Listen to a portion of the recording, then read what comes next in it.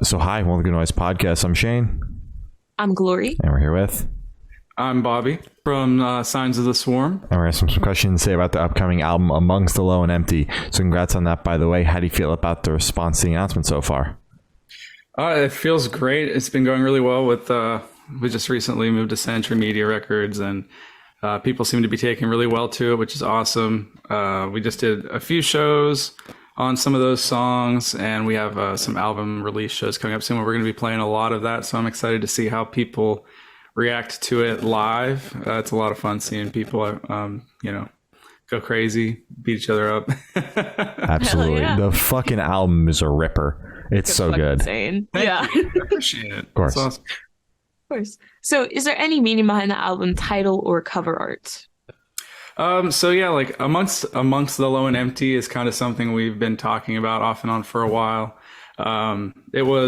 We had a lyric from our previous record that was Among the Low and Empty, and when we were going back to that song, we really liked that. We were like, oh man, like we'd already kind of decided on an album title for that record and everything that was going with it.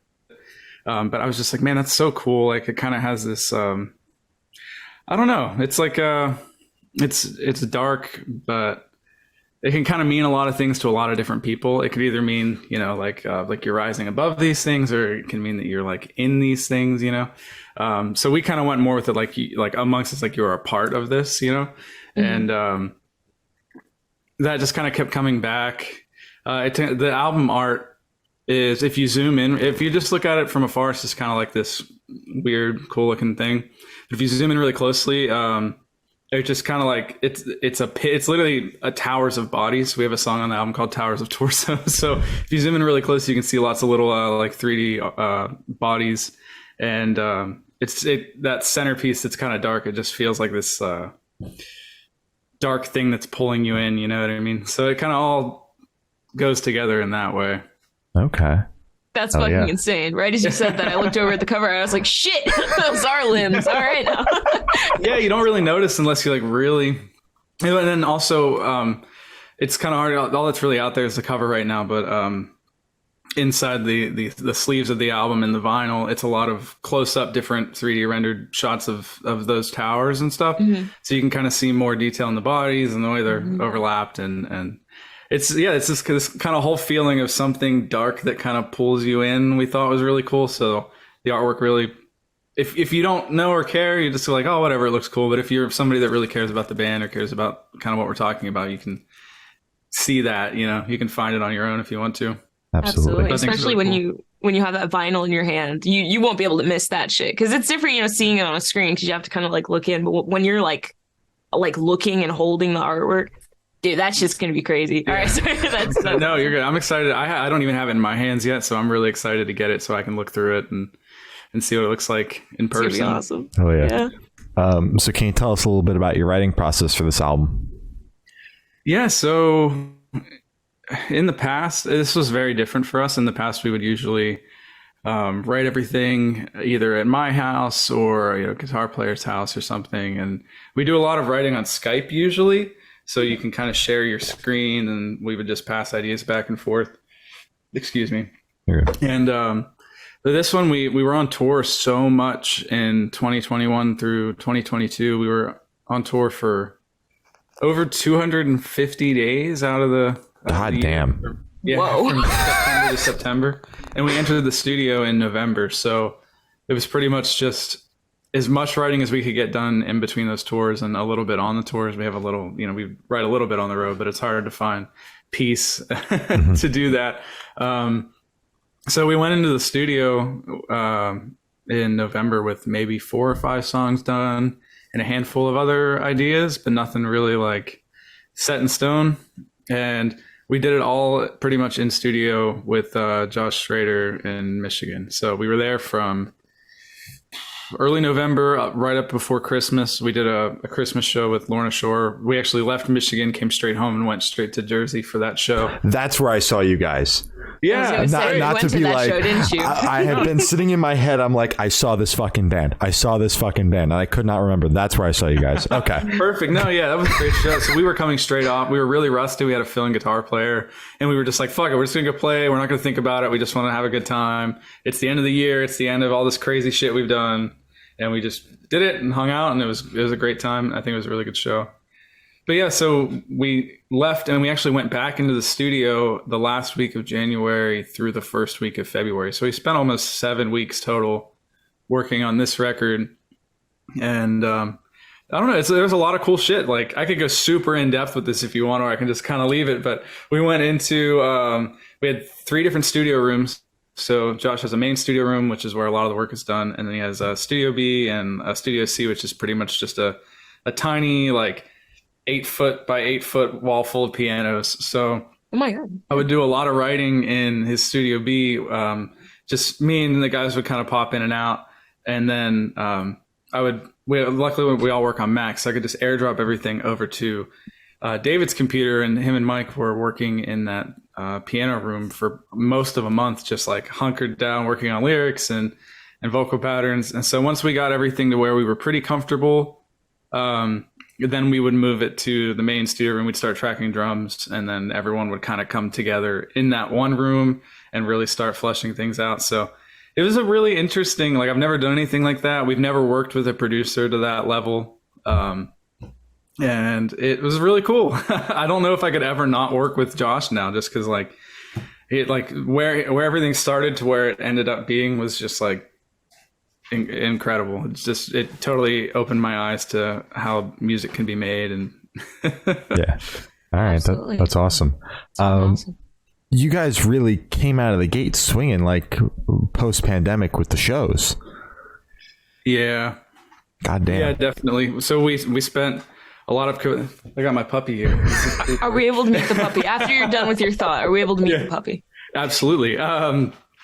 So we went back on the road in September of 2021, and we were kind of nervous about it because I don't think up until that tour that we did, I don't think there were any other metal tours that had gone back on the road yet. So we were kind of like, tossing the idea around. We had everything planned, but we didn't even know if we were really going to be able to do it because like COVID could spike up again at any time, and venues could be like, sorry, we're not doing it.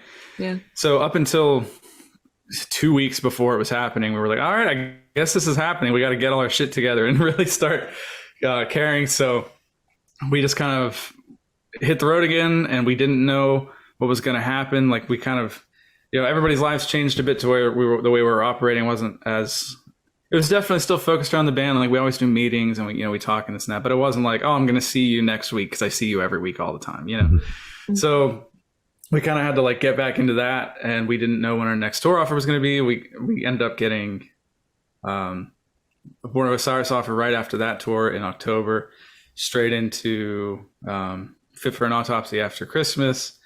We went to UK right after that. Then we did Chaos and Carnage in the States. We actually did 11 weeks. We did Chaos and Carnage, and we flew out of LA straight to Australia. We did Australia, New Zealand, Jesus fucking most of Christ. Asia. Yeah. Jesus And then we Christ. came home for about a month and a half, and then we did another US tour in September. And then right after that, this one we went to the studio. So it was just like, we put an album out in September 2021, not really knowing, if it was going to do well. And for the time of the world it was, like it did pretty well. I think honestly, as much as, the pandemic was awful, it actually did kind of help us a little bit to like put our brains together, focus on something, like focus on one thing. And then it just happened back to back to back. We just kept getting offers, and we're like, yeah, let's do it. Before we knew it, our year was booked up. And, we got to that point where we were on tour for like 11 weeks straight at one time. We were like, whoa, like we have not stopped. Like I'm looking back at my life, my fiance, my dog and everything. We're like, we haven't seen anybody in like 6 months, it's just, it's crazy how it happens like that, but That's crazy. it's really better Yeah. at the end of the day. So I actually wanted to jump back to what you mentioned about your writing process for this album, because you said you went into the studio with like 5 or 6 songs, and then just kind of like a handful of ideas. So was that kind of hybrid of we have an idea of what we want for these 5, 6 songs, and then kind of like demos and whatnot? Was that kind of a hybrid because you guys were constantly on the road and you didn't really have a chance to flesh out the entirety of the album? Or is that usually just how you kind of go into the studio? No, yeah, that was it. So that was definitely the pretty much you summed it up there.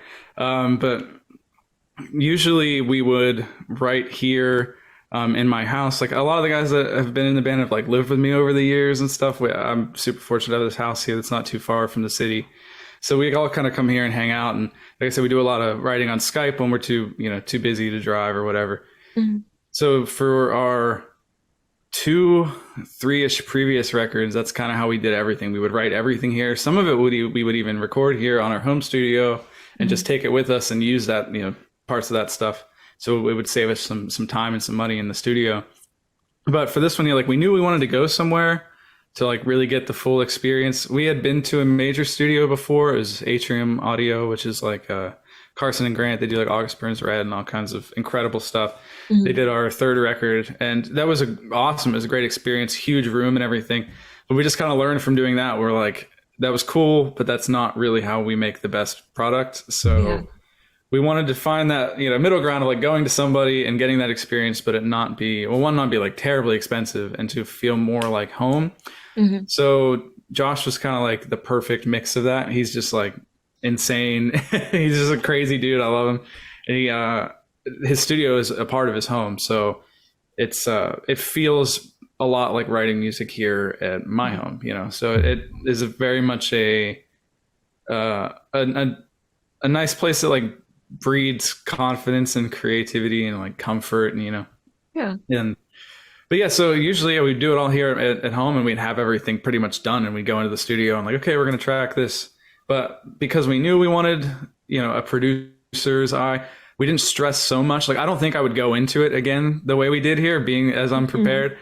But, if we would have been maybe more prepared, we probably wouldn't have got the product that we did. And that's the thing is, I don't know if we could ever do that again. Like, if we could like capture that magic, the lightning in a bottle, like twice of like, just showing up and hoping it works out. Mm-hmm. But something about like all the touring and everything, like everybody's attitude was really great. It just like, it just worked out really well. Hell yeah, that's awesome. Good. Fuck yeah.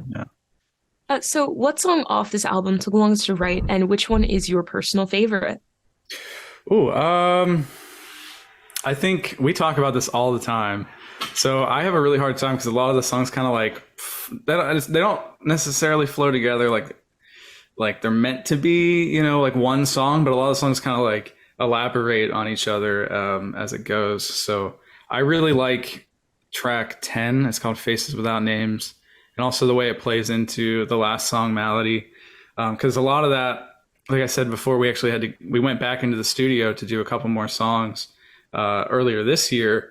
And those were the 2 songs that we went back in. I wrote pretty much all of them instrumentally here at my house, like from between Christmas to New Year's. So within like 5 days, we pretty much wrote those 2 songs. And I was like, I remember I sent ideas back and forth to the guys, and I was like, I don't know how I feel about these, but maybe we can do something cool with them. Like, there's some cool parts, but I don't necessarily love them. And I think I was just kind of jaded coming out of the studio and dealing with the Christmas shows and then actual, holidays and everything. And so I was a little nervous about it, and everyone's like, yeah, these are really good. So we just kind of ran with them. And by the end of it, I think they ended up being 2 of our favorite songs on the record, which is super funny because they almost didn't end up on the record. Good. So, but yeah, that was a lot of fun for me. It kind of takes all these things of like deathcore and metalcore, and like, as far as the David's voice with Carl's voice, they meld in this weird way that gives this like, I don't know, like new wave of metalcore, like pitch screaming that sounds like deathcore. It's really cool, man. It's something that I never would have thought would come out of this band.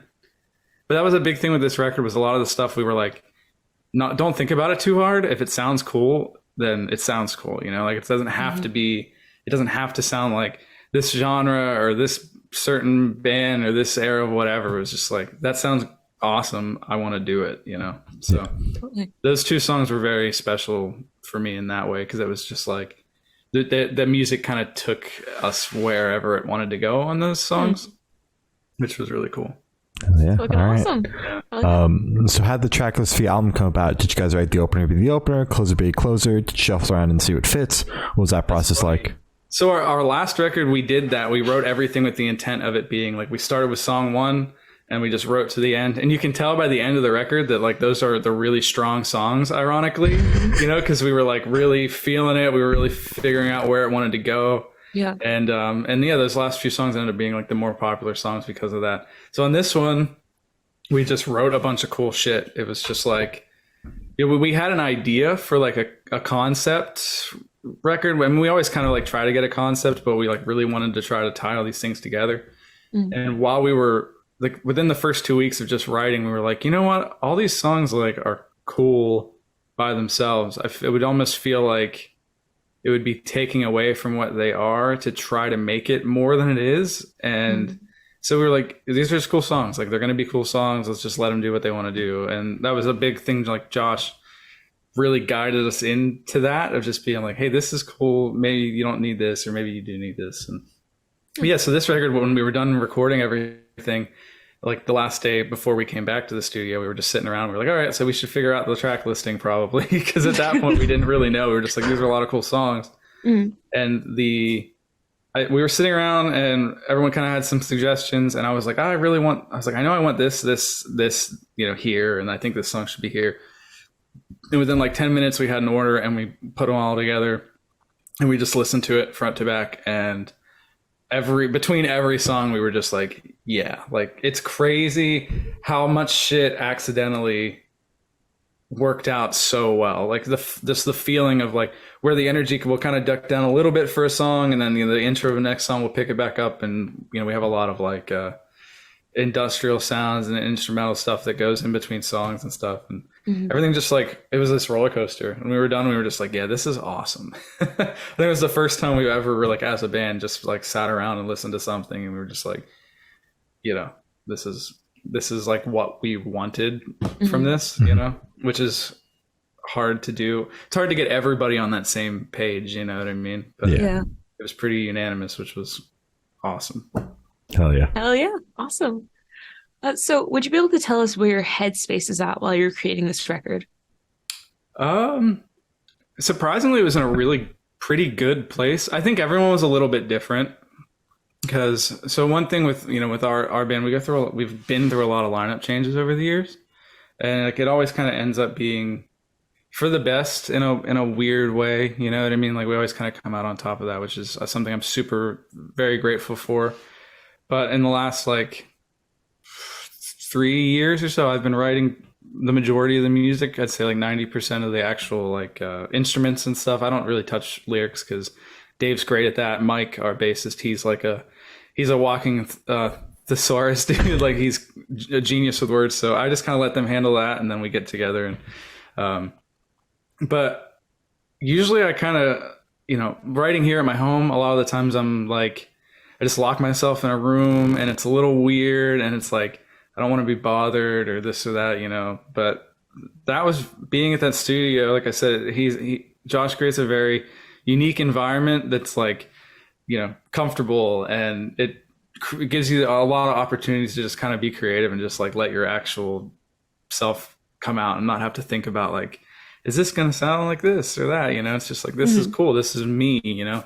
So yeah, I mean, I think we're on a pretty good headspace. Good.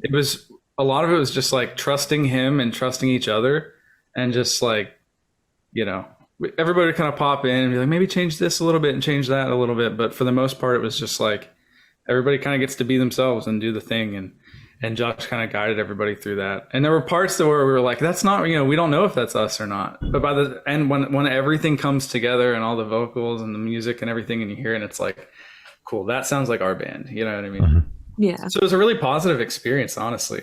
There were some ups and downs for sure. We were locked in, you know, a room for a month and a half, pretty much. So that comes with its stressors, and obviously being away from home. You know, we were away for a lot of the holiday season, which is kind of a big thing for us. We all have families now. Well, I mean, we don't have kids. We all have fiancés, girlfriends. Our guitar player now, he has a child, and so that's very difficult. It can be kind of hard to work through those things and be creative, but I think those little things pop out in certain parts where you can like hear you can hear where we were having a good time and maybe hear where we were a little more not having such a good time. Yeah. Which is cool. But yeah, overall it was really positive, honestly.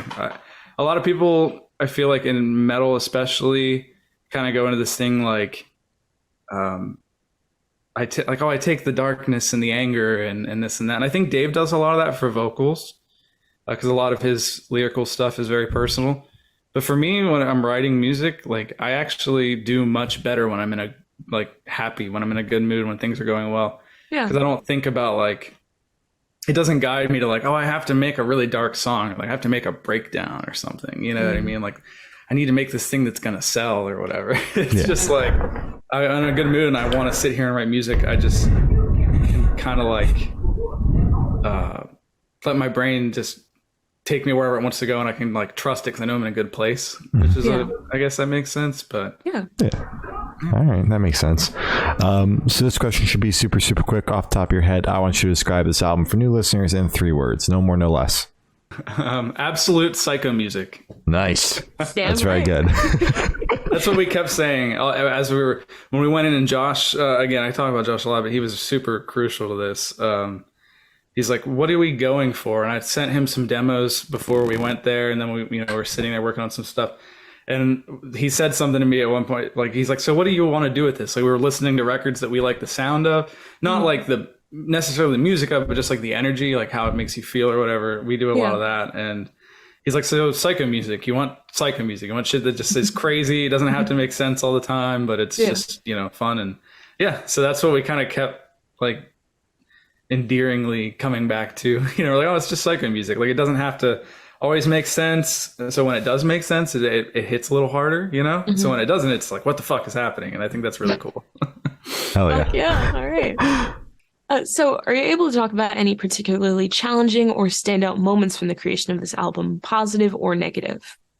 Yeah, absolutely. I think as far as challenges, I think the biggest challenges are like trying to outdo ourselves and also stick to, again, because we have so much lineup changes, it's like finding everyone's strong points and like really not trying to do stuff that, like makes sense for us is always challenging. Like playing to everyone's, like David's voice, where his vocal range sits, might kind of delegate what guitar tunings and stuff like that, or, we're using that really complement his voice. I know with this record, I don't want to speak too much for him, but I know with this record, he opened himself up a lot because, like, again, usually we have tons of time for him to come up with full album lyrical ideas. We'll go in and we'll be like, sometimes things will change. I might want to use a part for another song or whatever, but like he'll have at least like 50 to 75%. Like, this is what I'm going to do here. This is what it's going to sound like. We're like, cool. This was super different because he's writing it as I'm finishing songs. Him and Mike are writing in another room, and then bringing it to Josh. And Josh is very, very free and creative with writing music, but I think whether he admits it or not, his super like strong suit is vocal work and finding a way, which if you've heard the record, David opening up his voice to be a little more understandable, but still super gross. And also like the patterns of it that make it catchy and stick in your head and stuff. A lot of that was from Josh. So I think David opening himself up to honestly a lot of criticism, and not that anything that he was doing was not good. Like we could have ran with everything he did and it would have been fine, would have been a good record, but just like allowing Josh to like really get in his head and be like, okay, you're going to do this 10 times and you're going to do it all these different ways until we find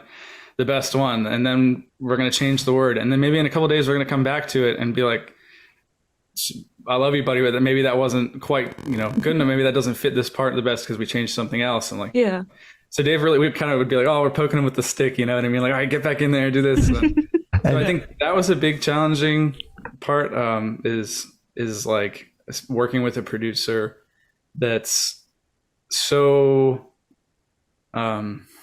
I don't know what the word is, like so invested in what you're doing, that he really wants to get the best out of you, like genuinely, not just like, oh, I want this to do because I want to make money on it or something. Like he wants to make the best, psycho music we can make, and make it so the part really standing out, like this is a chorus, this needs to be what is caught on to, like that kind of thing. So yeah, I think opening ourselves up to that kind of criticism that was the first time we've ever done anything like that. So that was probably the most challenging. Is just like taking something that you care so much about, that you put all this work into, and like letting someone basically, if they want to fucking completely tear it apart, which he didn't, but if he wanted to, we would have allowed him to, because that's what he's there for, But like opening yourself up to that is pretty difficult to start. But like I said, now I don't know if I could ever go to anybody else, because it creates this really special thing, Sure. You found your forever producer, I think, with this album. Just gonna put that out. So. I hope so. We've talked about like, oh, maybe we'll do these, different things with other people and that. But I think when it comes to like settling down and tracking a record, it's probably going to be to him. Like it's a very special dynamic, and I think everybody he works with has that same thing to say about him. I mean, not only is he making great records, but he's making great musicians too. Like I feel like a much different songwriter than I did when I went into that process of just like watching how he works, learning things that make his job easier, that then make my job easier, whether I realized it at the time or not. So now I even lately I've been writing music here at home, just to kind of like get back. It's because it's been 6 months since we were there, right? So now we're kind of back into like, oh, we should probably write a little bit just to keep the juices moving, and like taking things that I learned from that experience and even putting it into the stuff we're working on now is like crazy. That's the thing. I never would have thought about that a year ago when we were talking about working with him. So yeah. Hell yeah. So for the last couple questions, we're going to shift completely away from music and go straight to death row. Boom. So if you're on death row, what would your last meal be with a drink? Oh, that is a good question. Probably, either Jets Pizza, Detroit style pizza, or fucking meatball sub with garlic bread, dude. Okay. Garlic bread, fuck yeah. And your drink? Your drink. And a drink? Ooh, honestly, Dr. Pepper, but not just any Dr. Pepper. Dr. Pepper from Olive Garden, in the Olive Garden glass full of ice. Something about it just hits so much stronger than any other Dr. Pepper. I don't even really like Olive Garden that much, but their Dr. Pepper is crazy. All right, let's not get into Olive Garden slander. All right, we're talking to two Olive Garden enthusiasts right now. I fucking love Olive. My partner fucking hates Olive Garden, so I don't get to go very often. I thought they liked Olive Garden. Sam is the one that put me on to Olive Garden and was like, well, I don't like going anymore because we went too much. So I have to force other people to go out to dinner with me so that I can go to fucking Olive Garden. Every single time my friend and I go out to dinner, it's Olive Garden because that's the only time I get to go. I'm super, super fortunate. I've been with my fiance Victoria for like 12 years. And so we've got, Olive Garden's one of the only, she's vegan, and I've done plant-based eating and off and on over the years. So it's very limited to the place we can go. So we did Olive Garden so much because of that. So now I'm like, I don't really do it. And then our guitar player now, Carl, he used to work there, so he refuses to go. So we don't get to go as a band anymore. He's seen behind the curtain. Yeah. We went when we were in the studio. We were like, oh, there's an Olive Garden up there. It's a tiny town where there's nothing but Olive Garden and Applebee's and fast food. And we were like, we're gonna go sit down and have a family meal at Olive Garden. He's like, I would rather sit in the car. Wow. So yeah, but there's something about that. I tell my fiance all the time, there's something about that Dr. Pepper. I'm like, I could just crush it. Hell yeah. Awesome. So if you could live in one fictional world for a week, where would you live? Oh, I'm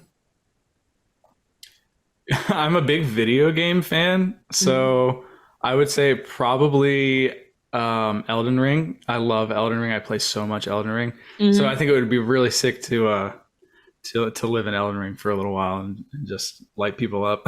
Nice. Absolutely. Right. Hell yeah. I'm a big FromSoft guy, so I love all those games, and that little bit of self-torture keeps me going sometimes. Oh, Exactly. yeah. So I've done asking the last question. Every single person that we've spoken to have said that it is the most important question. What's your favorite color?